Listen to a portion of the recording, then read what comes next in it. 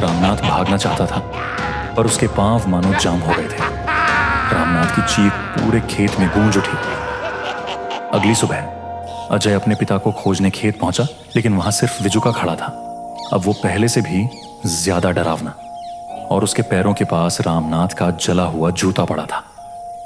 काफी तलाश के बाद भी रामनाथ का कोई अता पता नहीं चला।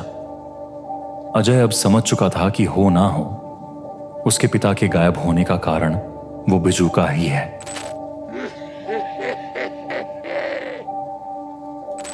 बिजूका का राज जानने के लिए अजय गांव के बुजुर्ग पंडित मोहनलाल के पास पहुंचा।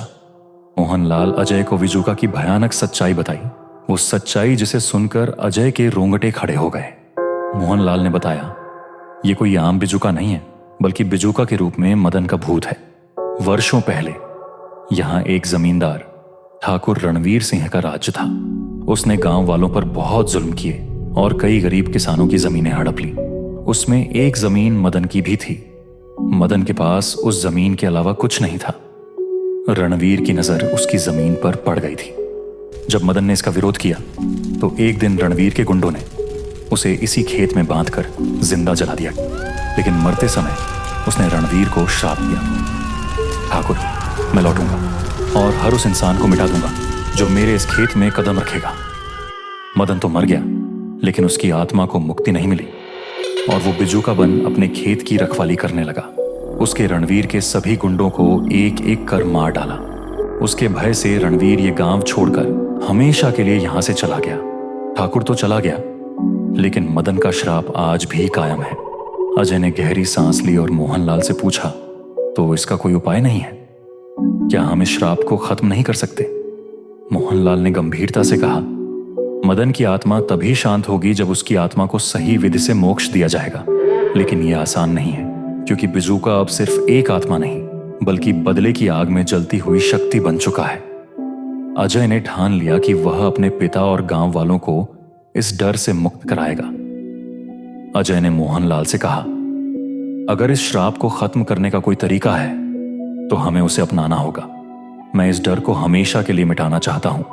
मैं एक बहुत ही सिद्ध बाबा को जानता हूं। क्या हम इस काम के लिए उनकी मदद ले सकते हैं क्या? मोहनलाल गहरी आवाज में बोला, बेटा, यह खेल इतना आसान नहीं है। इससे पहले भी हम ऐसा करके देख चुके हैं, लेकिन सफल नहीं हुए। इसका भय इतना है कि कोई भी बाबा इस बिजूका की शक्ति के आगे नहीं टिकता। लेकिन एक बार और कोशिश करने में क्या हर्ज है? मैं आज ही सिद्ध बाबा को यहां लेकर आता हूं। उस बिजूका का कोई ना कोई उपाय तो करना ही है। इतना कहकर अजय वहां से चला जाता है और 4 दिन बाद सिद्ध बाबा को लेकर गांव आता है। गांव आते ही बाबा ने अपनी आंखें बंद की और कुछ मंत्र बुदबुदाए। फिर उन्होंने कहा, श्राप को समाप्त करने के लिए हमें आज अमावस की रात को उस खेत में जाना होगा। अमावस की रात को उस बिजूका की शक्ति कमजोर रहती है। सही विधि से मदन की आत्मा को मोक्ष दिया जा सकता है। इतने में गांव के सरपंच पूरनलाल बोले, लेकिन बाबा, ये बहुत खतरनाक होगा। जो भी उस खेत में गया है वह कभी लौट कर नहीं आया। बाबा बोले, उससे मुक्ति पाने का और कोई तरीका नहीं है। आप अच्छी तरह सोच लो। मोहनलाल, जो अब तक सोच में डूबे हुए थे, बोले, अगर हमें गांव को इस आतंक से बचाना है तो ये जोखिम उठाना ही होगा। हमें ये कार्य आज रात ही करना होगा, क्योंकि अमावस्या की रात ही आत्माओं को मुक्त करने का सबसे उचित समय होता है। सभी गांव वाले इस बात के लिए सहमत हो गए और रात होने का इंतजार करने लगे। रात हुई। चारों ओर सन्नाटा था। बस हल्की हवा चल रही थी जो खेत की सूखी घास को हिला रही थी।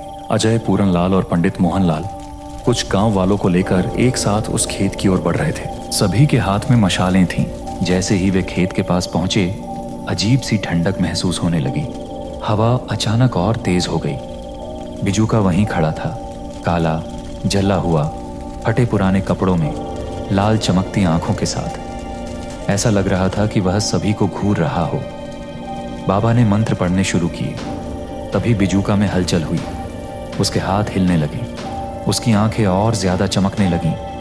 अचानक एक भयंकर चीख पूरे खेत में गूंज उठी। बिजूका ने अपने हाथ उठाए और उसकी आंखों से एक डरावनी रोशनी निकली। अजय ने कांपती आवाज में पूछा, ये क्या हो रहा है? बाबा ने जवाब दिया, मदन की आत्मा जाग गई है। पूरनलाल ने बाबा को देखते हुए कहा, बाबा, क्या हमें इसे जलाना होगा? नहीं, बाबा चिल्लाए, अगर तुमने इसे जलाने की कोशिश की तो यह और ज्यादा शक्तिशाली हो जाएगा। हमें इसे शांत करना होगा, इसकी आत्मा को मोक्ष देना होगा। बिजूका पूरी तरह जीवित लग रहा था। वह धीरे धीरे उनकी ओर बढ़ने लगा। पूरनलाल ने डरते हुए एक मशाल उसकी तरफ फेंकी, लेकिन आग उसे छूते ही बुझ गई। बिजूका की डरावनी हंसी गूंज उठी। तुम सब मुझसे बच नहीं सकते। अजय ने हिम्मत जुटाई और जोर से बोला, मदन, तुम्हारा बदला पूरा हो चुका है। तुम्हें अब मुक्त होना चाहिए। हम तुम्हारे परिवार के लिए न्याय करेंगे। मदन की आत्मा कुछ देर के लिए ठिठक गई। तभी बाबा ने गंगा जल निकालकर उस पर छिड़का और जोर जोर से मंत्र पढ़ने लगे। बिजूका की चीखों से पूरा खेत गूंज उठा। उसकी आत्मा तड़पने लगी, जैसे कोई उसे रोक रहा हो। फिर अचानक बिजूका आग की लपटों में घिर गया। लेकिन यह कोई साधारण आग नहीं थी, यह एक दिव्य अग्नि थी जो धीरे धीरे उसे जलाकर राख कर रही थी। मदन की आत्मा धीरे धीरे शांत होने लगी और फिर उसकी आत्मा आकाश में लुप्त हो गई। खेत में सन्नाटा छा गया। सब कुछ शांत हो गया। बिजूका की राख उड़कर हवा में विलीन हो गई। अजय ने गहरी सांस लेते हुए कहा, आखिरकार यह भय खत्म हुआ। पूरनलाल ने सिर झुकाया। हमने मदन को न्याय दिला दिया। अब यह गांव इस डर से मुक्त हो गया है। अजय ने खेत की ओर देखा और हल्की मुस्कान के साथ कहा, अब ये जमीन फिर से खेती के लायक बनेगी, बिना किसी डर के।